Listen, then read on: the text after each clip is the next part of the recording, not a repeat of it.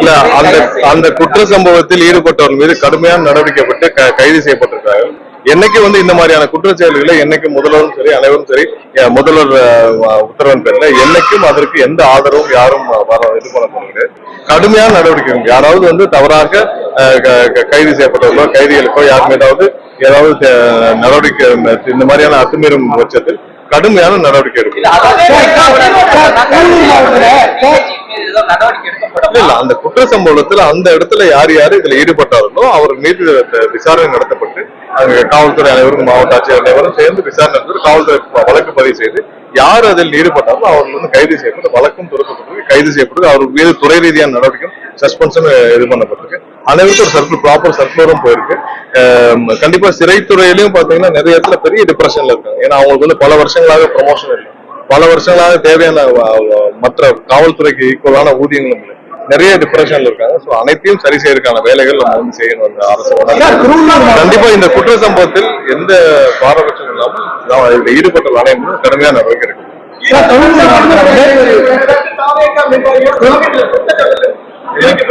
திருவள்ளூர் மாவட்டத்தில் அடிக்கடி அறிவிக்கப்படாத மின்வெட்டுகள் அதிகமா இருக்கு. அதுக்கான நடவடிக்கை இல்ல மின்வெட்டு எங்கெங்க இருக்கோ இப்ப திருவள்ளூர்ல நம்ம தான் கலெக்டர் பேசணும். ஏதாவது இடத்துல தொடர்ச்சியாக அதே மாதிரியான சம்பவம் ரிப்பீட் ஆகுதுன்னா இப்ப அங்க நம்ம சட்டமன்ற உறுப்பினர் இருக்காரு, எங்கெங்கெல்லாம் ரிப்பீட் ஆகுதுன்னு பாக்குறோம். அதுல ஏதாவது ஒரு தேவையான வாண்டடா செய்யறாங்கன்னு பாக்குறோம். ஸோ ரிப்பீட்டட் எங்க இருக்கு எங்கெங்க இடத்துல இருக்குன்னு சொல்றோம். பட் ஒரு 25-30 நாட்களுக்கு முன்னாடி ஒரே நாள்ல திருவள்ளூர் முழுவதும் ஓவர் ஹை வோல்டேஜ்னால தடைப்பட்டுச்சு.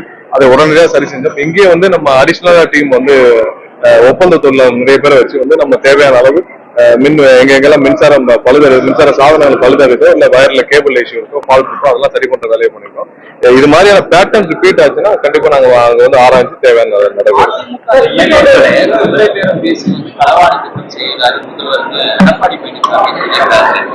எடப்பாடி அவருடைய முயற்சியை அவர் 50 நாள் முயற்சியை அந்த கவுண்டிங் முடிஞ்ச அன்னைக்கு அவரும் ஸ்டாலினும் எடப்பாடி மகனும் ஸ்டாலின் அவர்களும் ஸ்டாலினுடைய மகன் திரு உதயநிதி அவரும் 4 பேரும் செய்த முயற்சி இன்று தோல்வி அடைந்ததை உணர்ந்து கொண்டு இன்னைக்குதான் வெளியில பிரஸ்ஸே மீட் பண்றாரு. இன்னைக்குதான் பிரஸ்ஸே ஒரு 50 நாட்கள் சந்திக்கிறார். முதல்ல அவர் அவருடைய தவறை உணரணும். திரு எடப்பாடி அவர்கள் அவருடைய தவறை உணரணும். அவருடைய தவறால் தான் இவ்வளவு பெரிய கட்சி இன்னைக்கு பாதாளத்துல போயிட்டு இருக்கு. அவர் என்ன தவறு செஞ்சாலும் அவர்கிட்ட கேட்கணும். அதிமுக மாதிரியான கட்சியில் என்னைக்குமே தனிப்பட்ட காரணங்களால் சொந்த குடும்பத்தை நோக்கி பயணிச்சால் அந்த மாதிரி ஏன்னா புரட்சி தலைவர் எப்படி வாழ்ந்தாரோ அம்மா எப்படி வாழ்ந்தாரோ அதே மாதிரி ஒரு தலைமை தான் அந்த கட்சியை தாக்குப்பிடிக்க முடியும், அந்த கட்சியோட தொண்டர்களுக்கு வழிநடத்த முடியும். இவர் என்னைக்கு சுயநலமாக அவருடைய குடும்பமும் அவருடைய மகனும் அவருடைய குடும்பத்தை காப்பாற்ற இந்த கட்சியை பயன்படுத்துறோம் அன்னைக்கு கட்சி அழிஞ்சு போச்சு. இந்த கட்சியை அழித்ததற்கு முக்கிய காரணம் ஒரு மிகப்பெரிய ஒரு கட்சியை புரட்சி தலைவர் ஆரம்பிச்ச கட்சியை இன்னைக்கு மூட்டை கட்டி கொண்டு போய் சேலத்துல மாவட்ட செயலாளர் போய் உட்கார்ந்து விட்டார் திரு எடப்பாடி அவர்கள். அவர் இந்த 50 நாள் முயற்சி தோல்வி அடைந்து விட்டது. அவருடைய தவறை உணர்ந்து எப்படி அம்மா ஜானகி அம்மாள் ஒரு காலத்துல அவங்க முயற்சி செய்தார்கள், அந்த மாதிரி அந்த இடத்துல அம்மாவிடம் கொடுத்தாரோ அந்த மாதிரி இவர் இந்த கட்சியை விட்டு யாருக்காவது அந்த கட்சியை நடத்துறவங்க கொடுத்துட்டு போனா நல்லது.